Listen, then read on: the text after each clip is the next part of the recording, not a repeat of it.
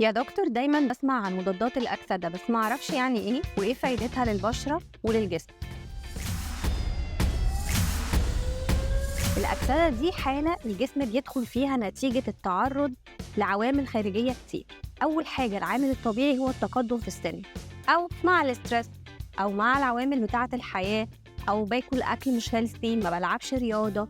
كل ده بيخلي جسمي يجمع الشوارد دي الفري راديكالز ويبدأ يدخلني في حالة مستمرة من الالتهاب، فبيكون طبعا ليه تأثير على الجلد وعلى الشعر وكمان على الصحة العامة، بيدخلني في أمراض كتير.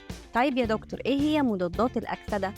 مضادات الأكسدة دي بقى ممكن حاجات نستخدمها موضعياً على الجلد تحمينا وتحمي جلدنا من عوامل التقدم ومن الفاين لاين، وممكن كمان تكون في شكل مالتي فيتامينز تساعدني جسمي إن أنا أحميه من الأمراض. فالريكومنديشن بتاعتنا إن إحنا هنستخدم فيتامين سي سيروم 15%، بتوفره لنا شركة انفينيتي.